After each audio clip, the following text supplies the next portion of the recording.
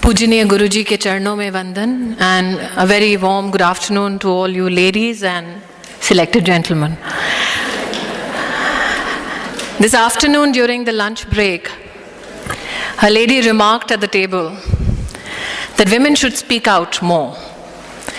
And very instinctively I turned around and said, well, women don't have a problem in speaking, they have a problem in being heard. And today, I would like to thank the Art of Living for giving a harmonious platform to women from across the world so that they can come here, speak up, and also be very constructively heard.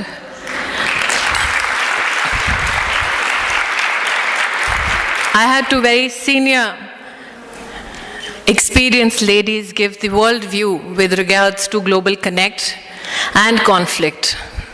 While I was listening to one of the pioneers in the women's movement in Europe, I heard her talk about nations in pursuit of protecting national identities.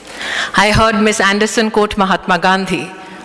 And while I was reflecting on this pursuit for preserving national identity, my thoughts went to the lady from Sri Lanka who's sitting here. We all in our country, that is India, absorb and follow a lot of values from so-called epics like Ramayana. And in Ramayana, when Prabhu Ram had been victorious over Ravan and he was leaving back for home, he was told by Vibhishan that Lord Ram, now that you are victorious, you can stake a claim to the golden city of Lanka. And at that time, Lord Ram turned around and said, Janani Janma Bhumishcha Swargadapi Gariyasi. That my motherland, my mother, is so beautiful that she is greater than all the heavens that human beings seek to achieve. It is because India as a culture has infused the feminine virtue in pursuit of a strong nation that we serve as individuals not only a national cause, but also the cause of humanity. India as a nation, as a culture, has defined for the world Vasudev Kutumbakam, which means the world is one family. India has been blessed by Gita, wherein Lord Krishna said that if you walk on the path of dharma, if you absorb, if you follow the path of righteousness, then you not only emerge as a true leader, you also serve and bring about a stronger nation and a stronger universe, a stronger world. And it's interesting that today, in this very nation, through this very platform, we talk about globally connecting, we talk about leadership that helps us connect. Ms. Anderson spoke about conflict, which is one of the worrying factors when people converge on a global platform and talk about nation building, national interests, and interests of humanity. Well, to downsize it a bit, Ms. Anderson, I have forever been in conflict with a lady called Rita Bahuguna Joshi, who belongs to a political ideology not similar to mine. But when I walked in, she embraced me warmly. And with a wink and a smile, she said, I embrace you not because you're BJP, I embrace you because you're a woman.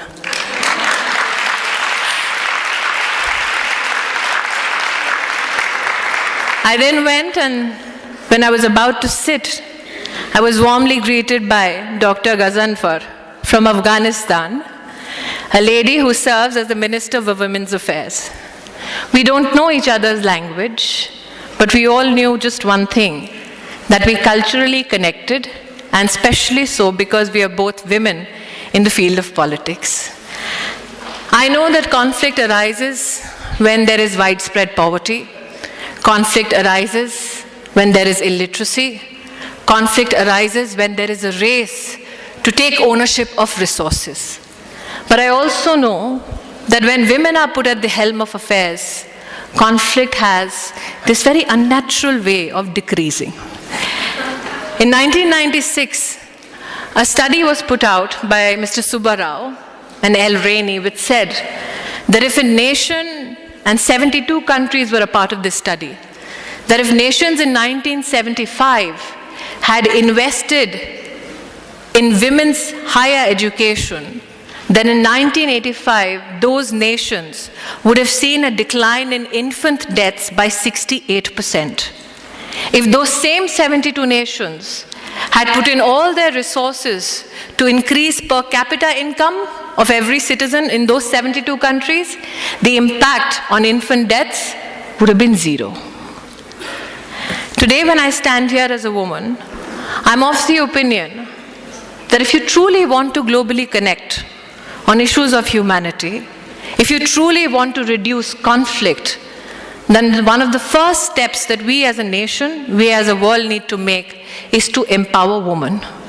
I was speaking to Gauri-ji, who has invited me to this conference, and I told her that when people ask me to define women leaders, I tell them that a leader is someone who takes you where you want to be, but a female leader is someone who takes you where you ought to be.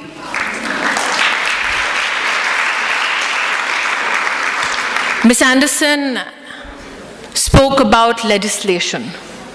As a parliamentarian in India, we've had quite a few challenges in the past 1.5 years with regards to women's security. Does it break my heart every time I need to raise my voice in parliament about a woman getting raped? Yes, it does. Does it break my heart when I discuss statistics with regards to infant girls being killed just because they're girls? Yes, it does. It breaks my heart when I recognize and I realize that over 1 crore girls die in our country every year in a mother's womb, and nobody speaks out for them because children are not vote banks. But at the same time, I wonder, is legislation enough? If we truly seek to empower our nations, our society, the world at large, will legislation be enough? And that's when I reminded myself of a quote by Mahatma Gandhi, who said, "Be the change you wish to see in the world." Kavita ji has been more than generous in my introduction. Apart from the role of Tulsi, the quintessential Bahu, I also had the privilege of discussing socio-political issues on various platforms. And during one of my shooting schedules, I walked into a studio and met a lady who was quietly sitting at a corner of a room. And I was told that this is the lady of the day and I have to interview her. When I walked up to her, I asked her, "Could you give me a little bit of an introduction so that I can say that to the camera?"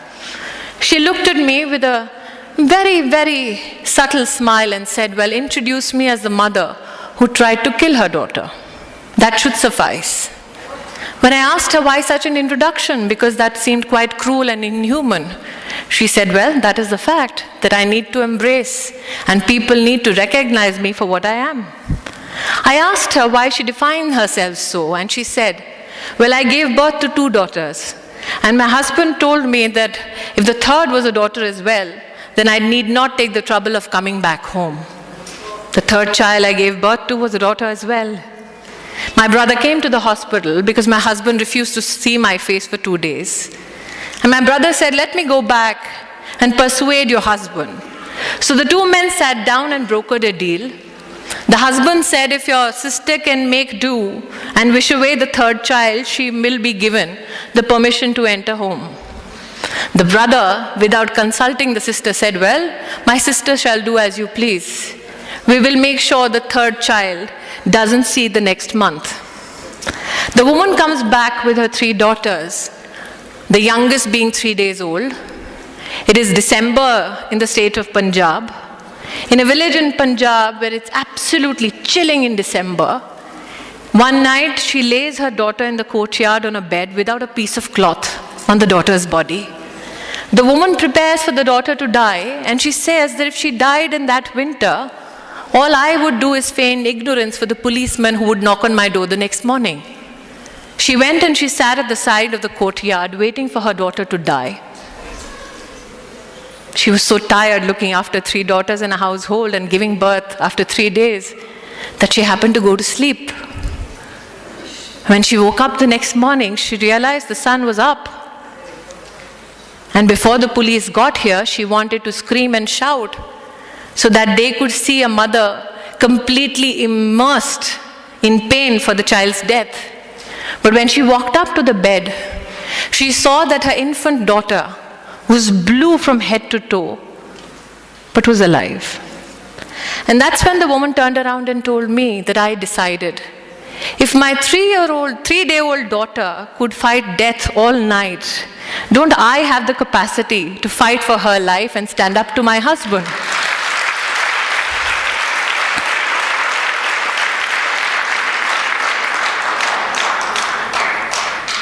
Kautilya in Arthashastra had said, for a good leader, it is not enough to exercise control or be victorious over external forces and enemies.